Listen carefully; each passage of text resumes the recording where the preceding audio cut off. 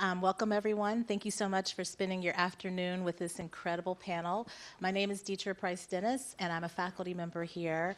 I have the great privilege and honor to be the moderator of this panel.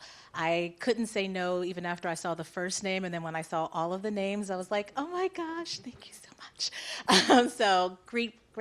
Deeply grateful. I want to give you a quick overview before we kick things off. What's going to happen with our panel today is each panelist will have 10 minutes to share some information with you about how they enter the world of story, how they define story, how they use the different modalities to tell stories through different lenses and perspectives. And then we're going to have maybe 2 rounds of questions. The first one focuses on inspiration. The second round focuses on social change. And then we'll end with some words of wisdom. There are some times peppered throughout that we will invite you to ask questions. They may relate to one of those themes, inspiration or social change, or there may be something else on your heart and mind that you'd like to ask the panelists, and we are open to that as well. So without further ado, we'll go ahead and start with each panelist giving you a peek inside the world of storytelling that pushes their work.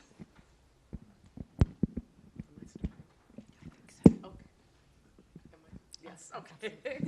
Okay.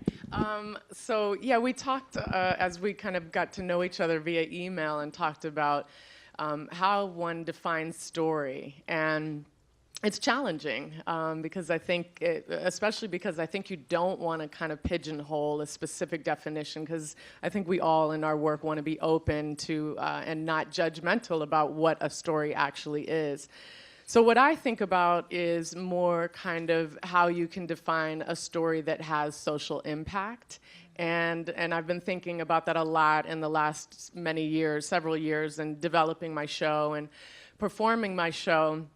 And I came up with this mantra that is always kind of constantly there in my mind. If I want to have an impact, I need to have these 3 elements present all the time, which are truth, justice, and love.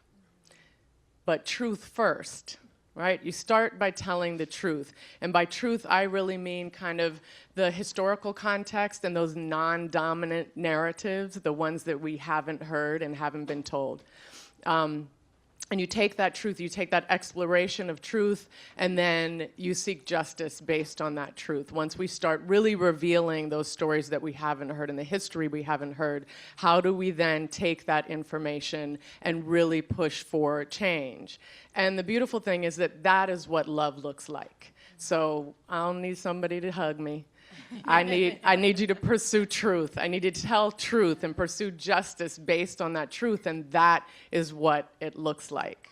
And so a little more on truth-telling, I really wanted to make sure when I was developing my show that there was this historical context there, because I know that that's a way to kind of make it universal to the audience. So one of the elements I use in the show is are the racial categories on the U.S. Census.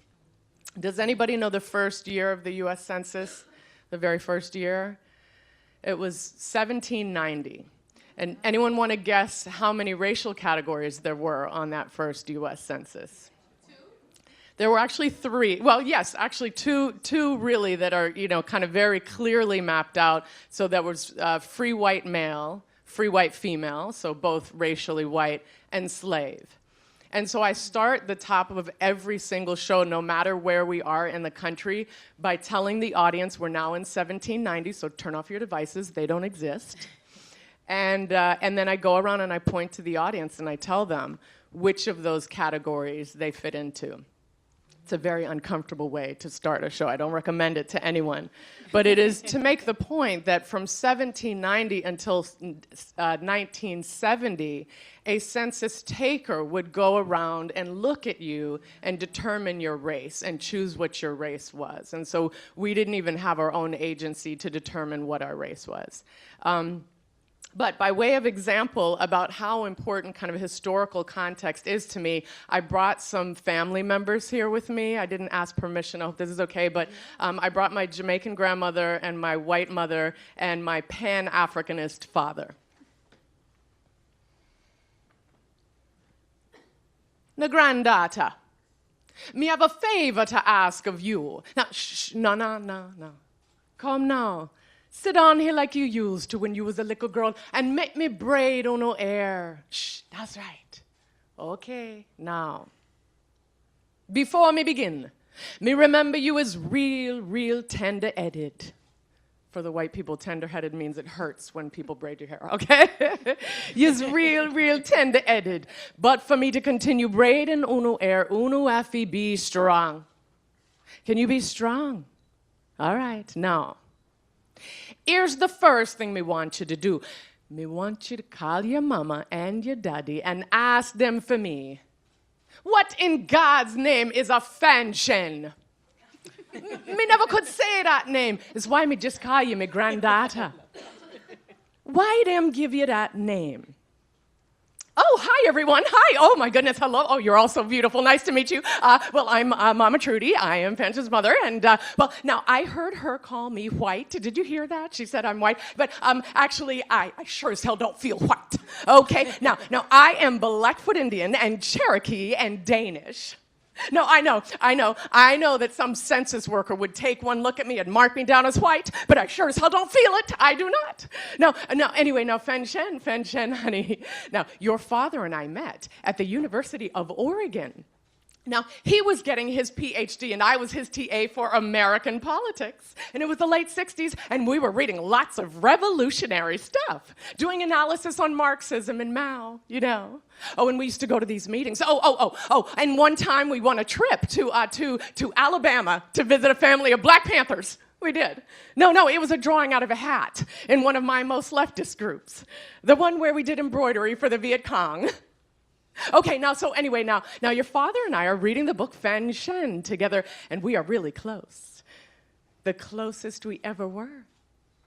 Okay, now. You see, back in those times, I was very interested in the socialist revolution, especially in the form of a village program. I wanted to find a place to raise you kids to be competent, self-respecting, and socially conscious citizens. A place where racial and class oppression was absent, you see.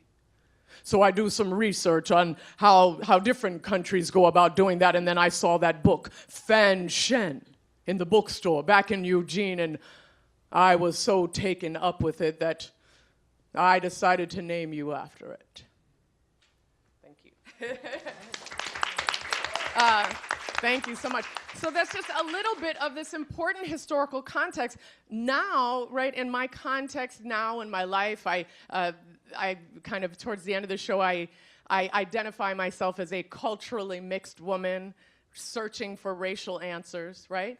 But I didn't just come to that notion today, right? I didn't even just come to that notion in 1970 when I was born.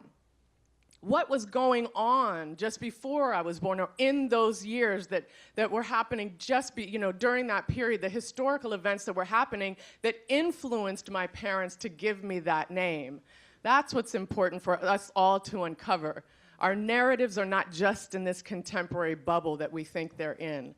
They're all connected deeply to the past, to the truth, and to justice and love. So, thank you.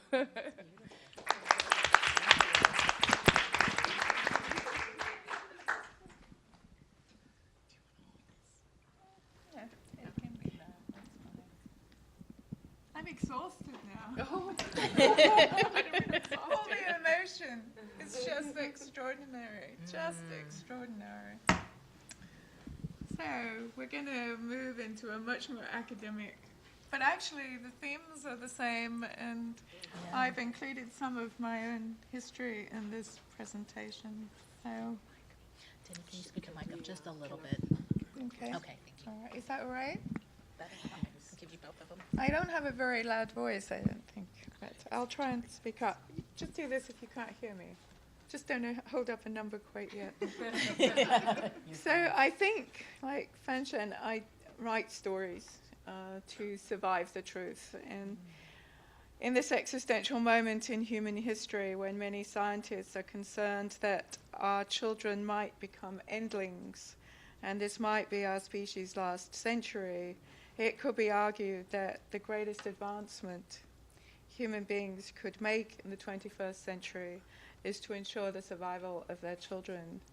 And it is that I think drives me. So it is with that in mind that I've been working on a meta-analysis of family literacy projects and initiatives in UN member states. So far, I've found family literacy initiatives focusing on local needs that reflect the UN Sustainable Development Goals and the recovery of families from armed conflict and their participation in peace building in 140 countries. And I'll end this presentation with a summary of that analysis if I get there. If I don't, all of my papers are in the Commons on dennytaylor.com. So all of that is there for you if you want to go and have a look. And you can cut, paste, do what you like with it. I do not feel ownership of it. So my stance as a researcher is based on 3 foundational principles. I love this. We didn't plan this. They could be the same, but they're written a little differently. The first is that the family is the primary organizational structure of all human societies. And we lose that, we forget it, or at least politicians do. Second is that language is central to all human experience. We have just had a demonstration. And third is that story is the interpretive force for better or worse in all human societies, and that includes in both the physical and social sciences. Stories are never neutral. Apropos of the use of stories in scientific research, as I was pulling this paper together, I found this quote in my work, so I'm going to share it. Each conceptual metaphor, I work with conceptual metaphors most of the time, each conceptual metaphor could be thought of as a story, like a cautionary tale. You might imagine that each metaphor is a journey through the natural and human world, crossing fields of study, disciplines, and paradigms, and that our travels take us from the scientific to the public sectors of human societies. And so my purpose this afternoon is to immerse us in the idea about story, and you actually immersed us in story, which I think is much better. But the living and radical forms of language to create opportunities for us to reimagine our engagement with one another in the natural and human world, and to encourage us to do everything we can to push down the risks for human societies and for our kids. So the rest of my talk is in three more parts. The first is the role of story in my own life, and the role of story in my family literacy research, and then the role of story in family literacy projects that are going on through the UN.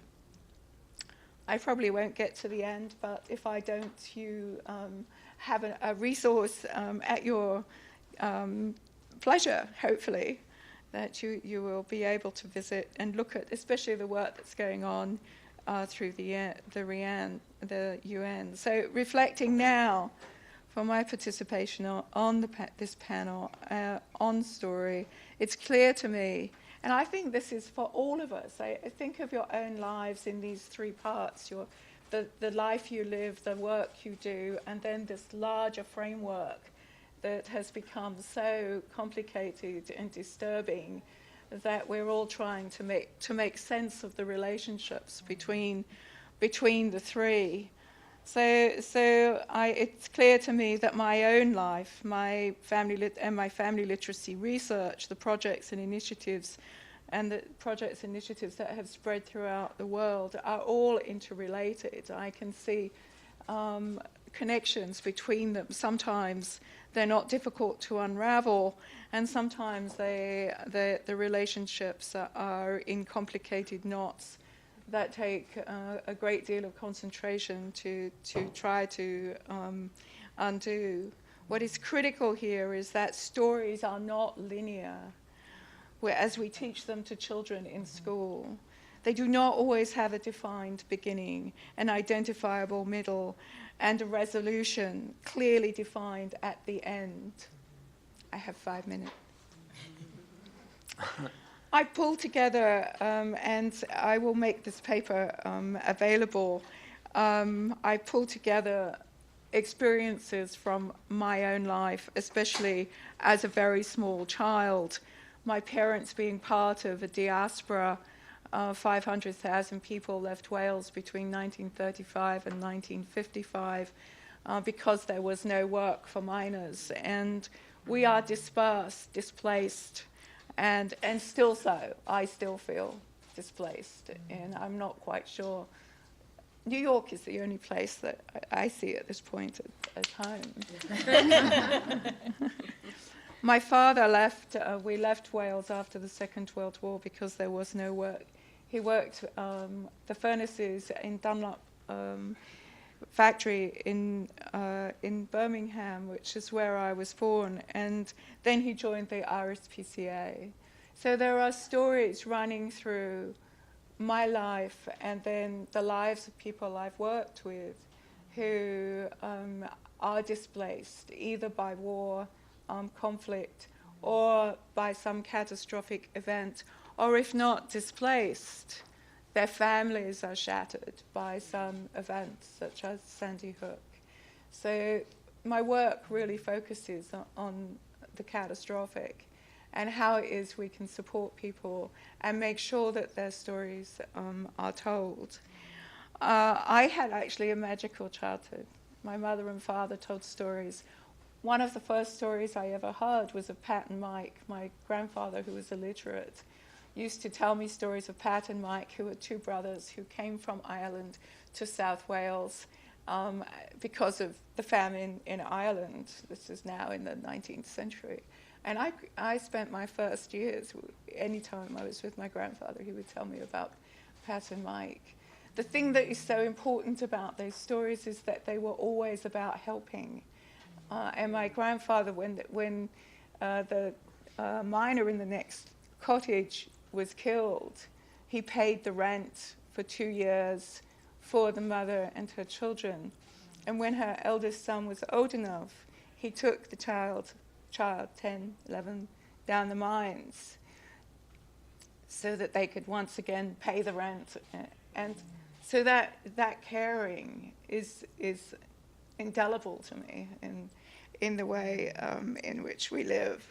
So that's one of the stories that in this paper I pulled threads through to the work that is going on literally around the world in family literacy. We think of family literacy as teaching kids to read or helping families to read, mothers to read. And that's a part of it. But a lot of it is focusing on local problems. Yeah. And that's the piece of it that to me is the most important, is that while countries are at war or in silos, because family is universal, because language is the center of all human existence, and because all societies tell stories, that work is going on and it's not recognized.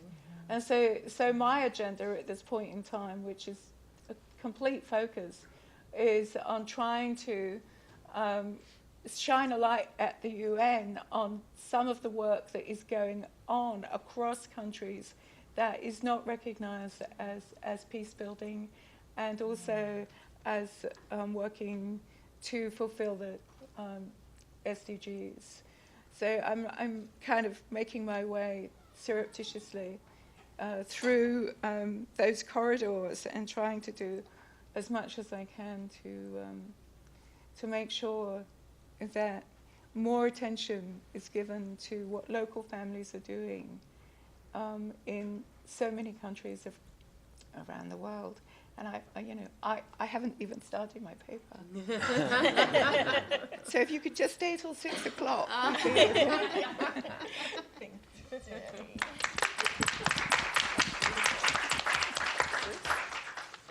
I'm in a unique position in that I write because I have a compulsion to write, and at the same time I'm a blogger for the World Parkinson's Coalition, and so I'm a leader in the field of Parkinson's for people with Parkinson's, so they come to my site all the time. So I'm writing for myself, and I'm writing for a wider audience.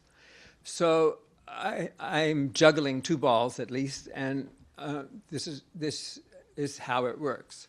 One of the things about having Parkinson's is that it changes the chemistry of your brain, and so you get anxiety really easily. So this is what I did to combat anxiety by writing poetry. So first it's for me, and then it's for you. Problem: it's the holiday season. I live in a town with steep hills. It just snowed. This wouldn't bother most people, but my Parkinson's anxiety works nonstop, so I'm quivering in my boots. What to do? Solution: I channel my unease by writing the following sonnet. Here we go, and look out. So, I guess I have to do this, right? Winter holiday season comes to Ossining. The days grow dim, the nights are cold. It's time to bundle up and dread the snow that falls and causes me to curse the car that stalls ahead up some steep hill, commits the crime of slipping backwards down the icy slope, and horrors, never once regaining traction, smashes my car, starts a chain reaction, cars smash cars, collapsing telescope.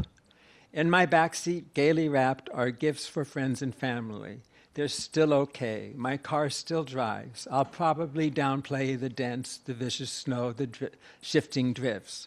I live on never-ending tribulations, eased by friend and family celebrations.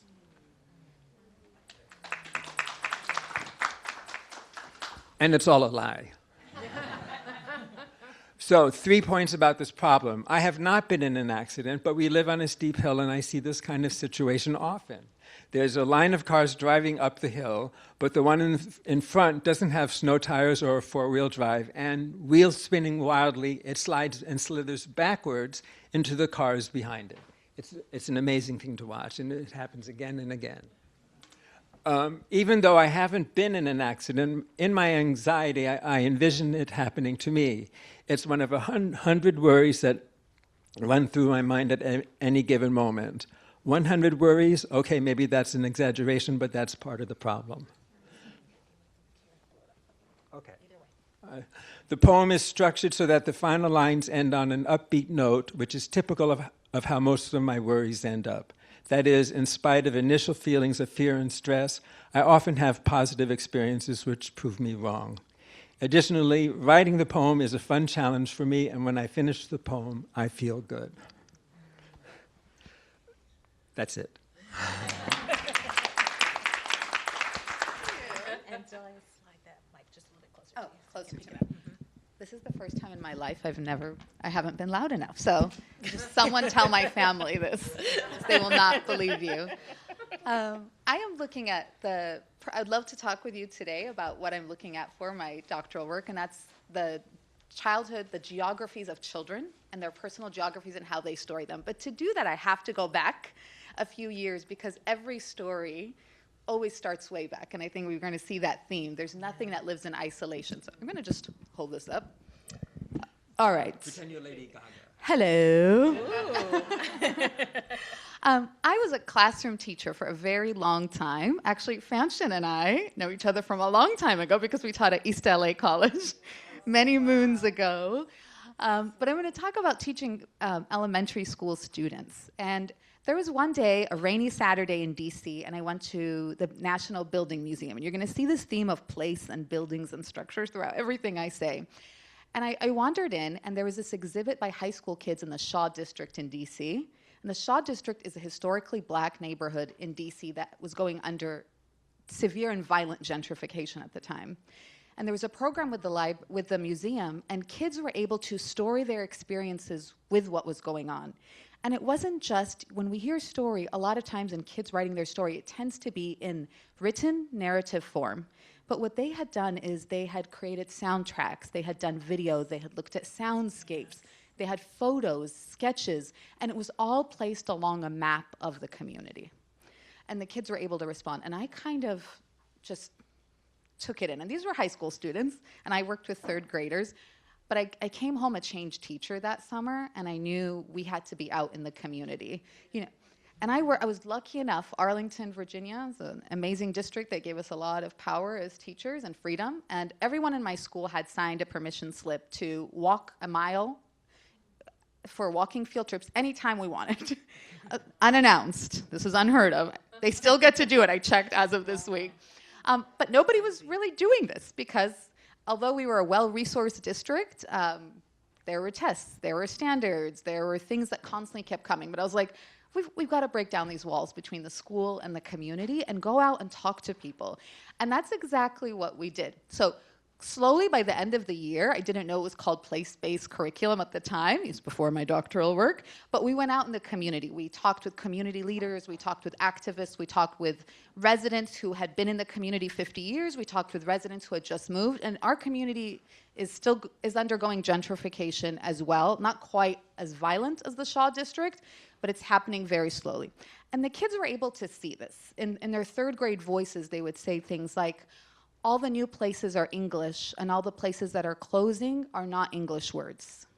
And that was their way of identifying it. And some communities in our community have still maintained their historical status, and some haven't. So we went out, and as we talked to people, and I'm thinking now of Fanshen, truth, justice, and love. I didn't start with number one with the kids. And this is what I'm hoping to rectify with my dissertation. We started with number two, justice. We went out, and as you can see, the kids started researching what they thought the challenges were in the community. We looked at the assets of the community, but the assets were always in service of the challenges. So the kids would work on these community campaigns. They would present them before the county board. They would, show their strategies. And I will say, a lot of their strategies are still being enforced. So a lack of green space in the community was something the kids felt. And they suggested that all businesses could put plants, and they could hang plants in windows, and it would create a more peaceful green environment. That's still going on. They did a campaign to protect family-owned businesses, so there's a festival now just for family-owned businesses, and a tasting fest, and a lot of the restaurants still have held. What we didn't do, and where I'm getting to with my dissertation now, is we didn't do enough of the kids' own stories in the community. We didn't start with truth, what their truth was. And I think it's a very adult thing to do with kids. We shared their favorite places, and they sketched and they photographed, but we didn't really dig deep into those stories and how those stories lived in context beyond one or two times. And that's what I'm really looking forward to do now with the childhood geographies, is to really think about how the place lives within the kids in the same way they live within the community. So we get to do that now. This is the great part about a doctor. I can go back, and I'm actually working with all my former students who are now in grades 7 through 10.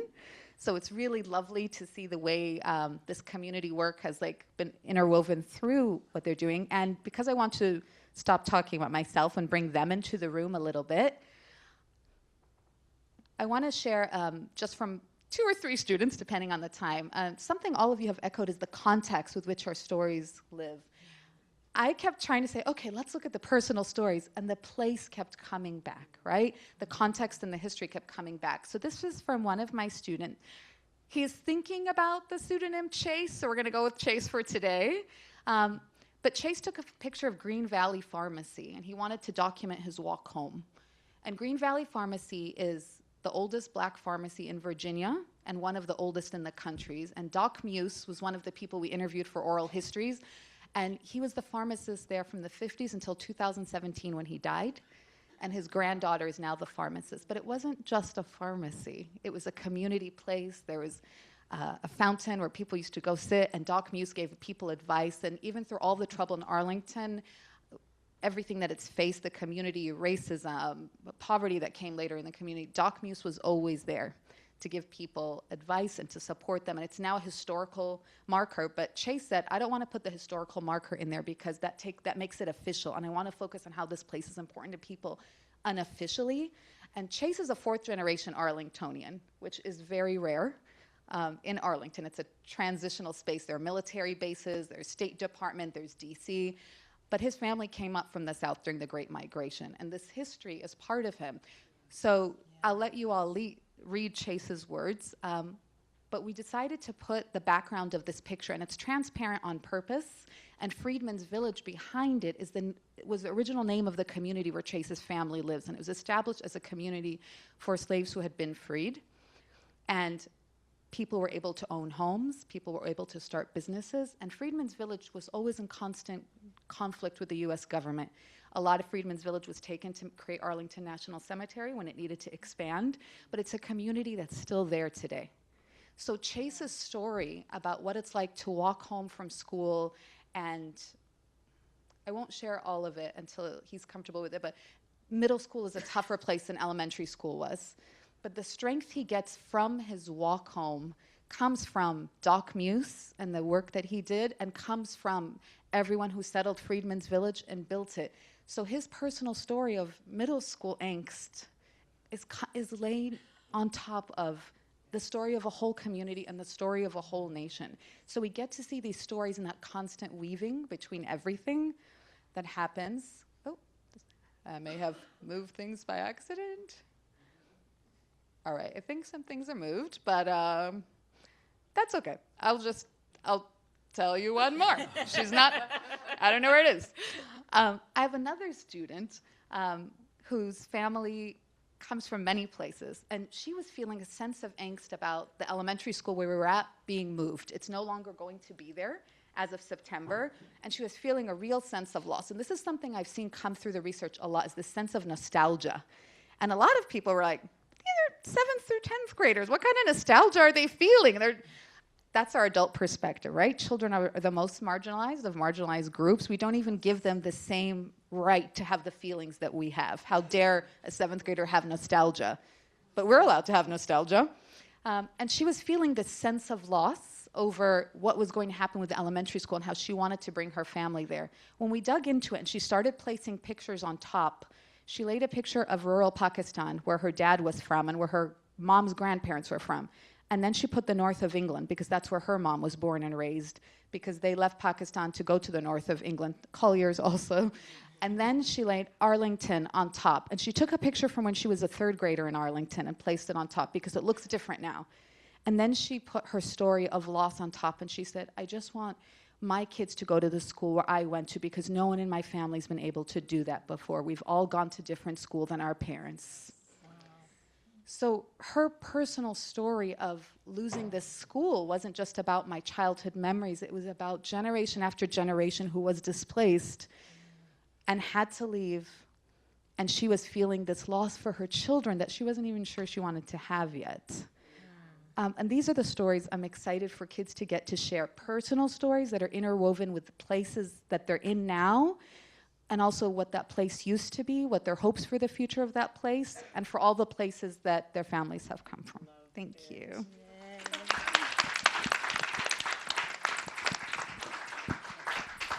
So you see why I was excited when they asked if I would sit here and moderate. I'm like, yes. Dahlia, may I please have the clicker? We're going to move into part 2 of the panel, which is a time for the panelists to jump in and answer a couple questions. So we'll start with the first one that's based on inspiration.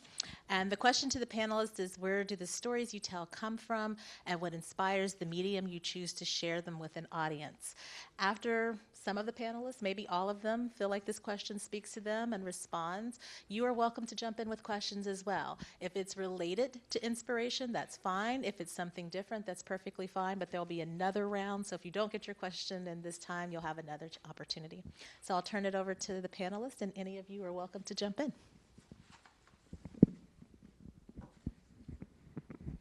Go ahead. You might be able to tell from my show, Mama Trudy was very much an inspiration. She was an actor when she was young, but she grew up in rural Oregon. She had 5 fathers. Her mom married 2 men, twice. 2 of those men twice. One of them threatened to kill them with a rifle, and that's why they divorced, and then she remarried him. So my mom wanted to be an actor, but she didn't have the opportunity to be an actor in the same ways. But she had these scrapbooks of when she did kind of community theater. And yes, I'm so sorry. So she did keep these scrapbooks at home, and I just went through them all the time as a little girl, and you know, knew that that was something that I wanted to be able to continue that storytelling. So it's a big piece of it. One story that I've told or I've written that comes from my childhood is that up in the hills behind where my grandparents lived, there were lots of Mineshafts. And the hills that my mother thought were really green hills were actually slag coming out of the mines in the 19th century. And she played up there. And there were Mineshafts in the hills. And one of the things she did as a child was they would put their heads over the mineshaft and drop stones down. And this is fascinating to me. I did the same when I was a child. I would play up in the hills with the local children, and we would drop stones down and count and wait until we heard the plunk at the bottom as the stone hit the water. And my mother would say, it's an accident or a tragedy waiting to happen. And nobody ever fell down that mine shaft, as far as I know, although I do know somewhat grimly that dogs were thrown down there, old dogs that had died, and there were stories. But I spent a lot of time with local children with my head over that mine shaft. And one of the books I've written, Rosie's Umbrella, has stories. It's set in Boston and it's set in Wales.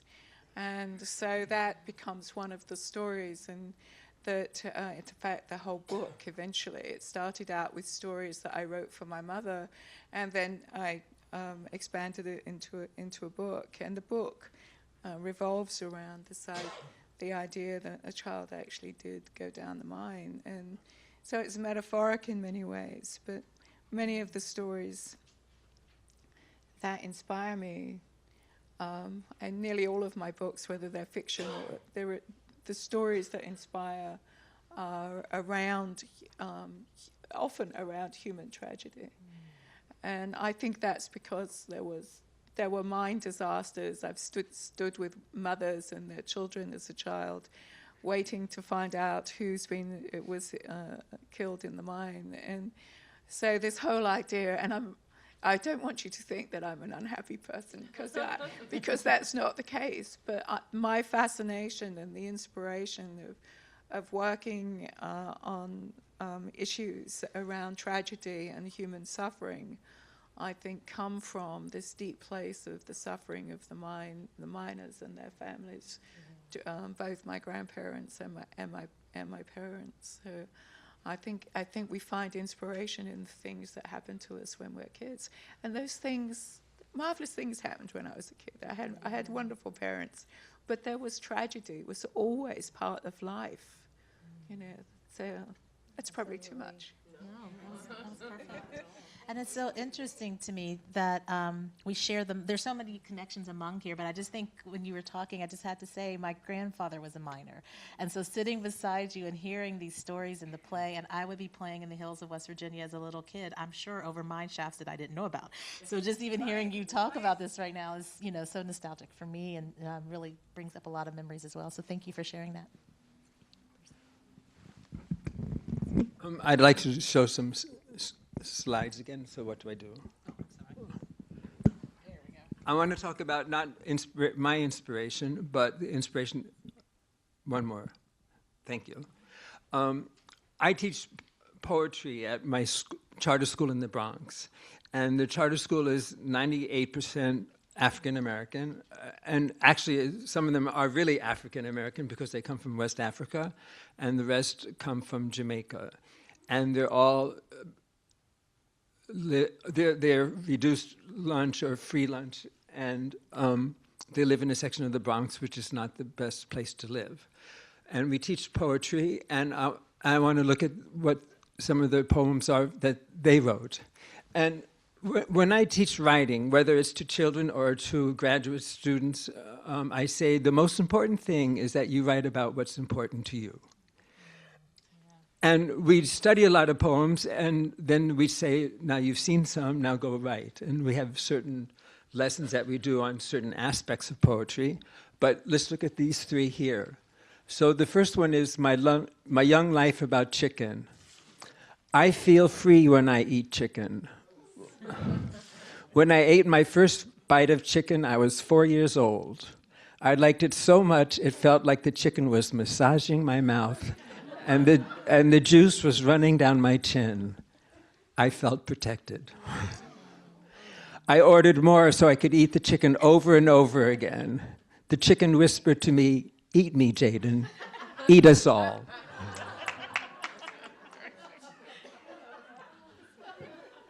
So there's inspiration for you. That comes from his life. We didn't tell them to write about your favorite food or you write about spring or whatever. We said, write about what's important to you.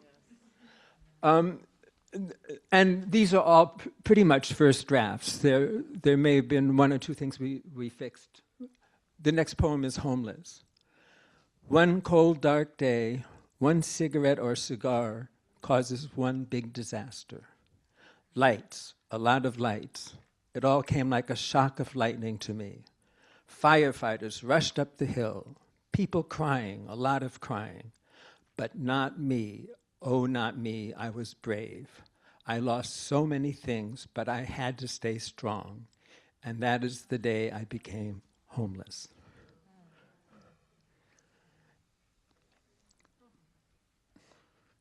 And actually, the teacher who I wasn't in the classroom for this. I trained the teacher in how we teach poetry.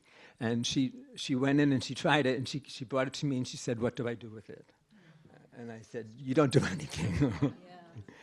Right. And this was written after we did a lesson with the third graders on line breaks. We had them look at a variety of poems that had different kinds of line breaks, and some had punctuations and some didn't. And he wrote this at the end of the lesson. Nigeria, it has 36 states and one capital. If you live in a village, you can go outside without asking. The rivers flood in rainy seasons, causing crops to grow, destroying homes and killing people. The Niger River is good for fishing, too. And to me, that's just an amazing poem because it just flows. And the way it comes down and to the word the, and then broadens out again. We didn't teach him that. That's just his own inspiration. So this is what I like about teaching at my school. And we can look at some more poems later, but I should add that we put these poems in an anthology and we mix them in with poems by Robert Frost, Emily Dickinson, and so forth. So they flip through the pages and they see we are on par with these famous poets. And they spend hours just reading the poems.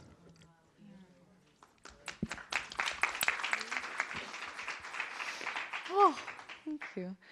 I'm going to go back to family as well. So I grew up in Egypt until I was in 3rd grade. My family is from Cairo, but like most families in Cairo, no one's really from Cairo. As my dad would say, it's a new city. It's only 1,000 years old.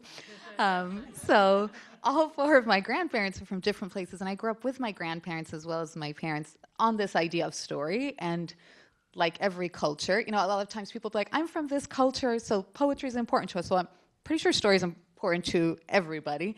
But I grew up with my grandma who wanted to major in literature, but you know, it was 1938 and in Egypt, and they're like, we need more girls in science. So sound familiar? But so she majored in astronomy because she thought it was the most romantic and storytelling of all the sciences. And she would constantly share stories. And my grandpa, who was from a nomadic tribe that came through the desert, escaping another tribe.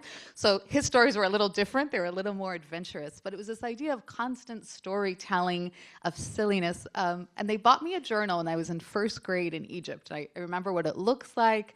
And it was like this very washed out 80s acid wash jean cover. And I was so excited.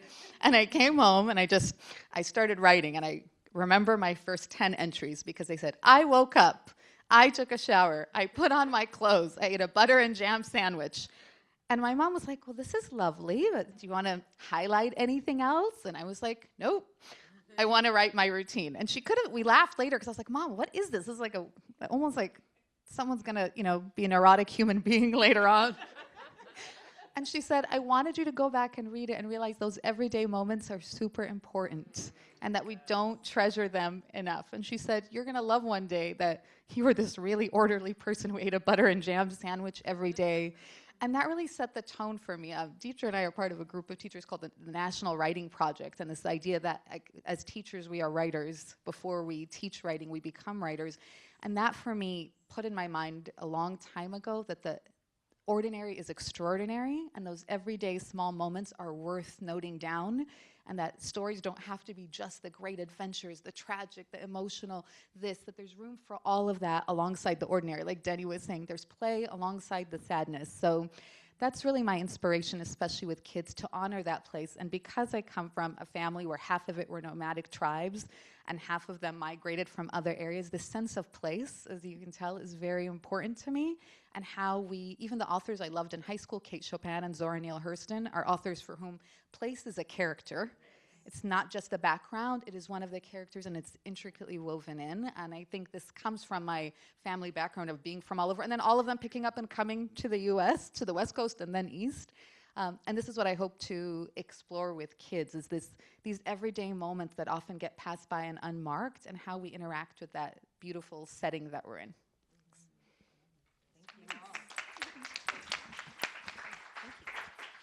Are there any questions from audience members? Is it best to use the mic as well for the folks in the audience? For the question? Yeah, maybe? Okay, I'll do that. It's a bit more of a couple of comments. I wanted to first of all thank you all for your storytelling, because it really just connects us all, because there's something very universal. You hit on the universal with your particulars. I wanted to also just note that in the 27 years I've known Fanshen, it has been that long, oh my God, she's always been committed to truth. So she's absolutely honest that truth is the first aspect of her storytelling from like day one. And we've had many discussions on the necessity of truth, sometimes at painful cost. And for Professor Taylor, I wanted to say, I know that we're on a time limit, but there is something that is so rapturous about your stories. There's nothing familiar in my life about a shaft and the dog and all of that, and yet I was completely enthralled by it, and I really lamented that you had to stop.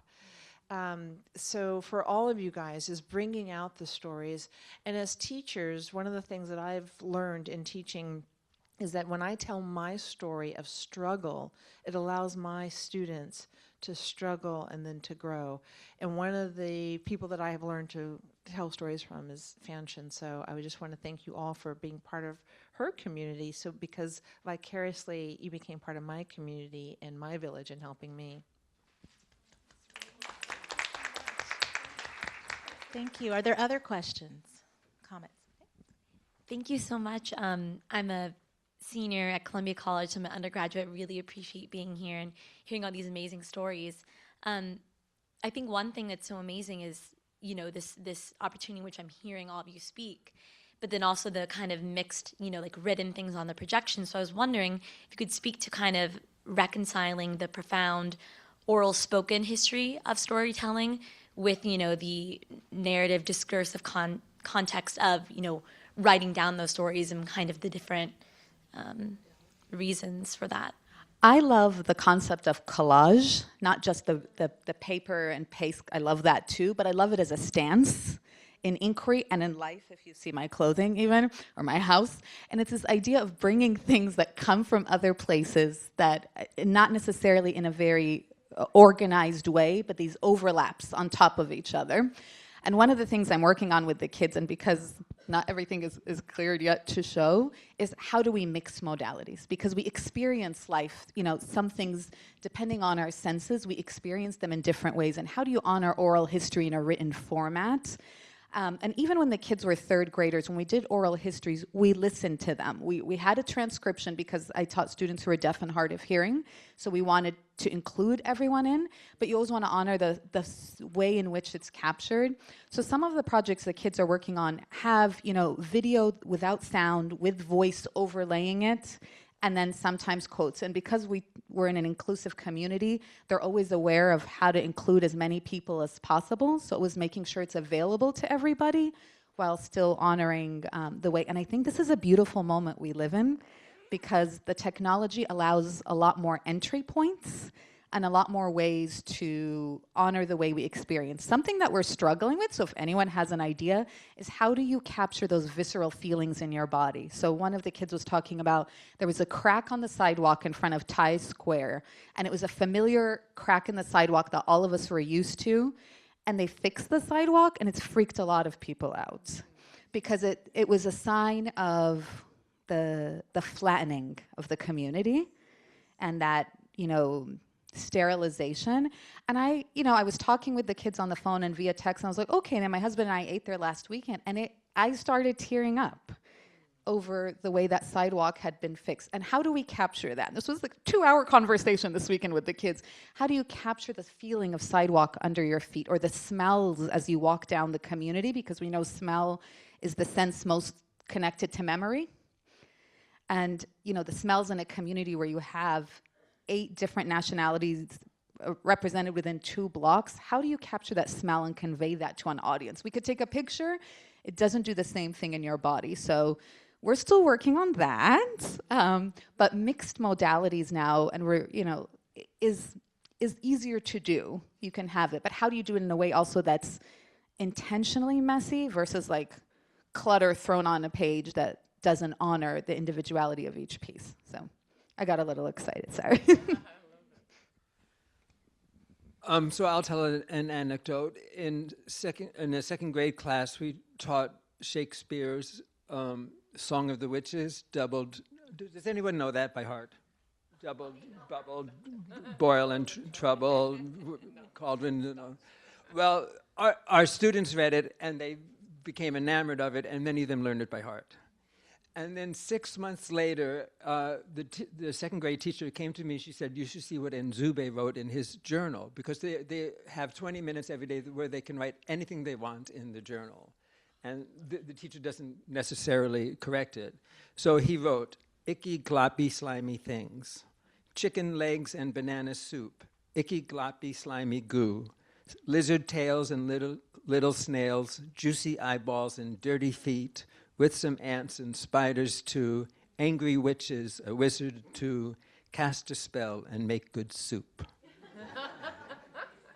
So that's carrying on the tradition, and it was something he memorized and had it orally in his head, and then he made a new version. See, I would think of that as hacking, so I love that. I had a minute or two to think. I grew up on oral stories because I didn't have any books. But the thing that I think is relevant here is that there are many stories you never tell. And so I've been thinking about the places I've been where I'm allowed to go and I listen, but I don't write. And people tell stories, including NACA, Alcoholics Anonymous. When I'm working with people, the person I'm working with, I'm thinking of one person in particular, would take me in and say, Denny's with me, is it okay if she sits in? She's a researcher, but she's promised she won't write anything down. And then the stories in areas where there's conflict, where people tell you their stories and you can't tell them because if you tell them, then dire things could happen. And stories with people who have experienced Katrina, for instance. There are stories you don't tell, but there are also stories you don't ask people to tell, that you can inadvertently re-traumatize. And so this whole idea of oral and written and the negotiations that go on are extraordinarily complicated. And so those were some of the things I was thinking about. Also, that after Sandy Hook, we went up to Newtown, and there was such an outpouring of poems and prayers and stories and teddy bears and flowers and candles, and the whole of the center of Newtown was filled. And so it was a moment when people needed to come out and express their grief and interpret. And that was the time when written stories became such an important part of people from all over the world responding to a new town. All of that became sacred soil. They took everything away, and we spent one day very quietly photographing every piece of print that was there, and the teddy bears and the balloons. And I spent about a year analyzing, writing about what it was that people were saying. It's another piece of this oral, written stories you tell, stories you want to make sure are not lost. I mean, that was, for me, that was the big thing, is that we needed to make sure that there was some kind of a record of those stories. So as you go through your, there's lots of ways in which you can present your position in relationship to story that perhaps is not expected. And I hope you have opportunities to do that. Yeah, I on purpose made One Drop a multimedia show. I actually, for my thesis, I originally pitched that I was going to make a documentary film, kind of exploring the same themes and story, and but my MFA was in acting and performance, and so my advisor said that we need to see you doing some performance also. And I was really glad because I had already started collecting footage of my family, and so at the end of the show, so throughout the show I use the projections and screen to situate the audience, and it's a really nice kind of shorthand way to not have to always tell where we are at this moment, but you get a map, right?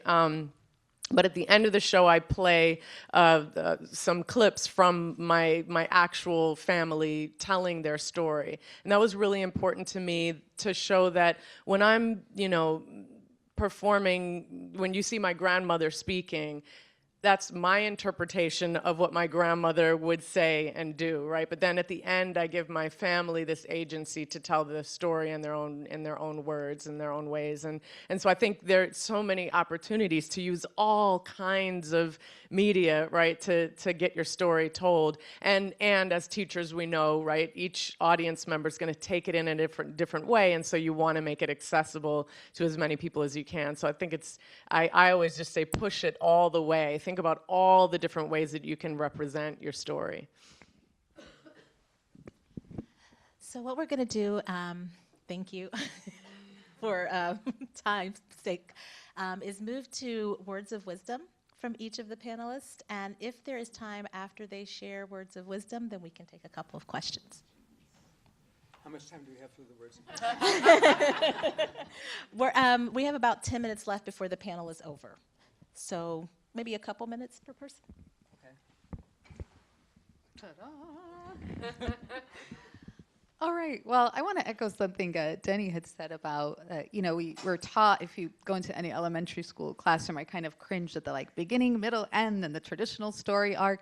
And that's not really how life goes. Life is more like this collection of little pieces, again, mosaic, collage, and all that. And what story allows us to do is pull together these to help explain ourselves to ourselves, first and foremost, and then help explain ourselves to others and help others understand us. And for me, that's the big part of story.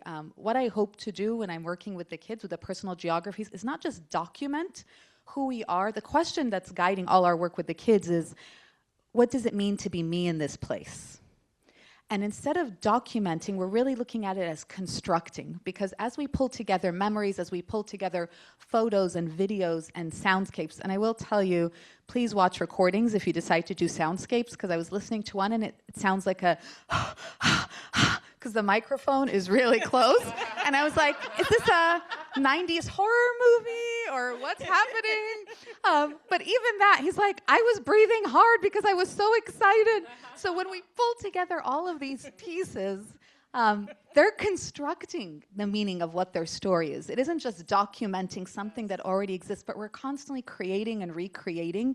And to me, that's the beautiful part of story. Not that it's something that's set and already there, but that we get to create and we get to pull together modalities and moments and layers and time, because it's not linear, and go back and forth. So that would be, if you do work especially with kids, to just break apart this notion of beginning, middle, end, and to pick up the idea of vignettes that lay together, and this idea that we can take these pieces and construct something new, and break that and construct something new again. Thanks. Thank you. I'd like to show one more slide. Absolutely. That's not it. That's not it. This is it. I'm going to let two of my students speak for this part. Death is a cruel thing. Death is a cruel thing, like men killing today. Also, when my cousin's grandmother died, it was a tragedy on that day, like flowers dying with no water, or crises in the Bronx. I never liked death, and I never will. And I hate sad songs. They remind me of bad memories. I don't like them one bit. And if death had human features, I would spit on him. I'd spit. I miss my grandma so much. I wonder if death itself can die. And if it did, my friend, I would be the one who caused it. And this is another one. That was a fourth grader, and this is a third grader. Life and death. Life and death, that's what happened to my father. He had dark brown eyes, just like me. Black hair, and he never stopped loving me. One sunny morning, someone shot him 2 years from June 2. He died when he was 37, and my anger still rises to this day forward. So those are words of wisdom. And they're all in the little promo here. On the podium over there are the anthologies that of our students' poems. So they're for you to take home. There's two. There's one that the upper grades wrote, and this is one that kindergarten kids wrote. So take them both. Wow, thank you so much.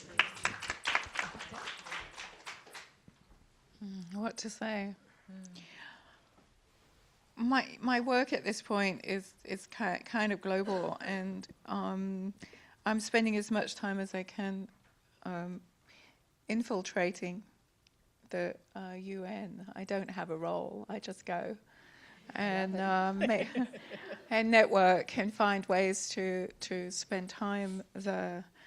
One of the words that's used most is silo, that we are in silos.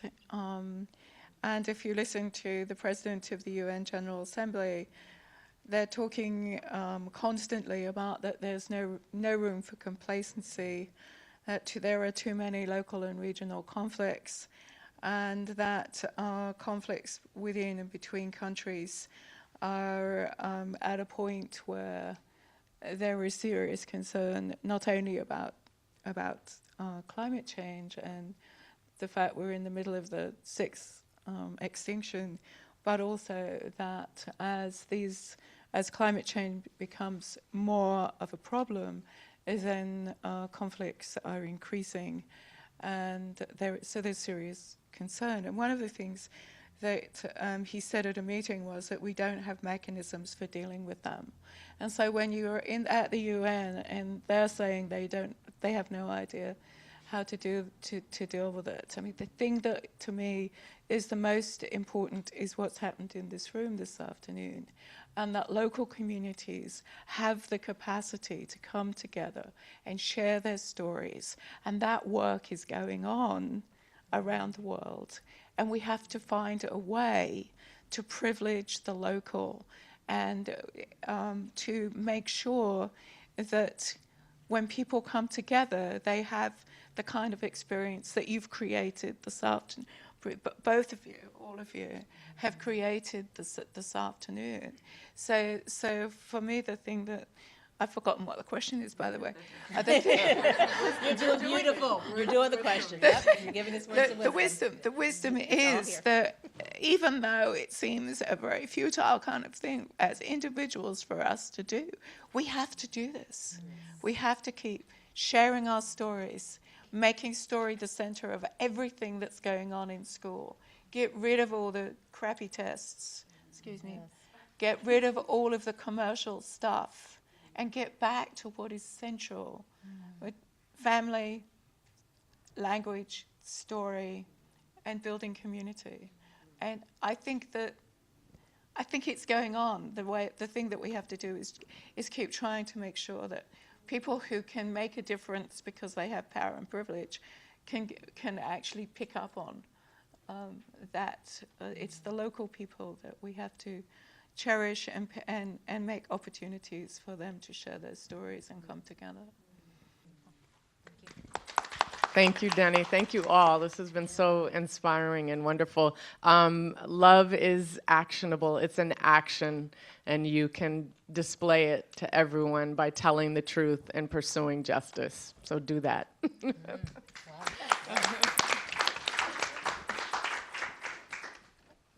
Someone has their hand raised. I was going to say, it looks like we do have 3 minutes, so we have time for one final question for the panel.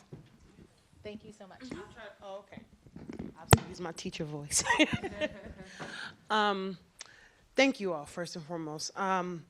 Being a teacher who's done some similar things, I'm wondering, the students that you worked with who created this poetry, the collages, and throughout your time, have you also noticed that once they've been able to create in these very creative ways, these various ways, that the rest of their academic skills are honed in as well, and has there been evidence of their other classes and subjects also increasing as a result?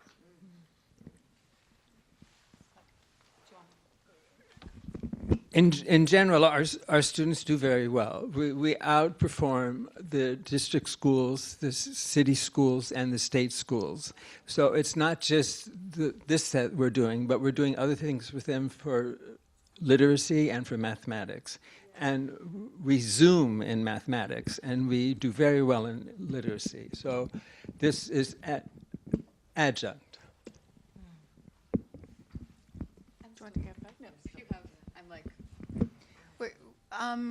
This was a few years ago. I was working with rural families in New Hampshire. So it was 120 teachers and over 1,000 kids. And the positionality of the teacher was very much as we've been talking today.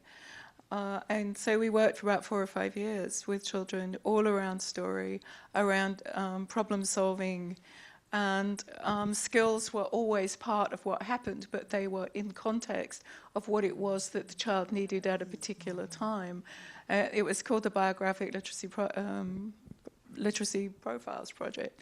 The thing that I would say as far as the evidence is concerned is that in the schools that tracked their children through the grade school into middle and high, one of the schools reached a point where in any year there were no more than 2 children dropping out of the high school.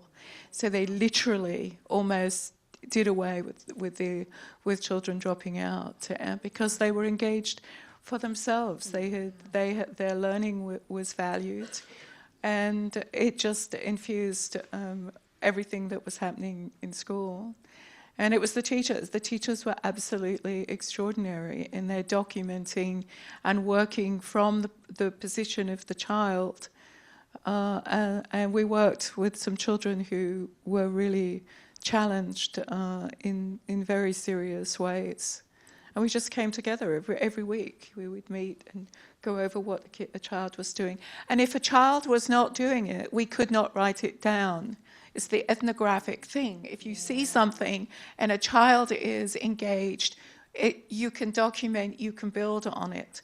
But there was that the child didn't have blends, which was one of the things a psychologist said. It was always what the child was doing. And if a psychologist had came in and said that there was some problem, then we were observing, videoing, analysing, and coming back to the next meeting and saying, well, on your test, the child was not, but here are the contexts in which the child was. And we reached a point in several of those schools where the psychologist would come in and say, so what have you learned from your data? It was a few years in the making, but to me, that's what it's really all about. Absolutely. Sorry? New Hampshire. Where was this? It was New Hampshire, and there were schools across the poverty was extraordinary. I think they spent about $3,000 to $5,000 a year on each child, and it was actually a lot of fun. We had it's written in a book. If you give me your address, I'll send you a copy. You're so great at the dinner. I would say yes. I had to take a minute to think about it, but it was a byproduct of other stuff. So going into it, when we did the community work with the kids and the inquiry, it wasn't so much about like, I did take every single standard, and the community became the curriculum, essentially, and everything was able to be filtered through it. But I think my goal was two things for the kids: that you have a strong sense of self and really know who you are at this moment, knowing that's going to change and that's okay, and that you feel your role in the larger community, and how do you bring that self and you fit in? Because I always think there's this balance between a community, that it doesn't take over the individuals in it, but that we are strong individuals, unique in a community.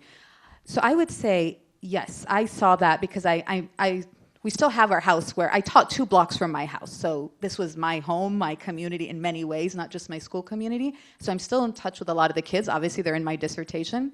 And the reason those skills came through wasn't just because of the learning, but because of that sense of self and being able to advocate. So I did have a nightmare with the 4th grade teachers the first year, because they would come to me the first week of school. They're like, "What is up with your kids?" And I'm like, "What's wrong?" They're like, one of them came up to me and said, "I prefer dim lighting. Can you do that? Because that's how I learn best."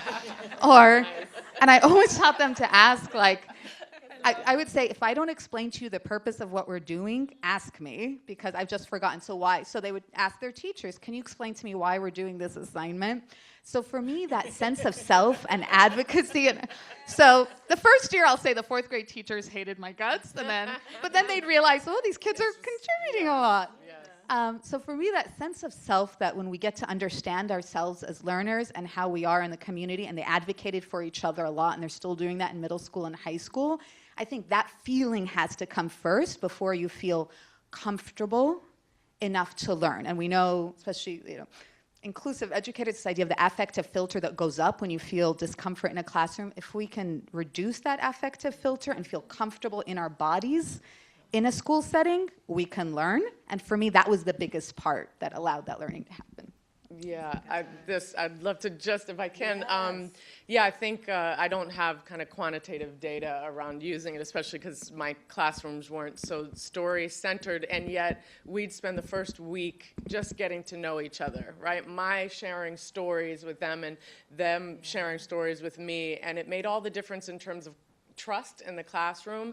It also gave me all kinds of thoughts each time I would make a lesson plan. Now I could bring in their particular stories into those lesson plans, and we came to kind of really trust each other because we knew that it was okay to tell these stories, and then they became even more vulnerable, right? And kind of digging even deeper into the truth. And the other thing is that in all the content areas, there's a history, right? There's a history of who really invented math, for example. And every classroom can benefit from digging in and talking about what is the history you were told about this content area, and what are, who are the voices that we weren't told about. So you can just incorporate it all the time, and it makes a huge difference. Just want to invite everyone to give this panel another hand. So informative. Such incredible.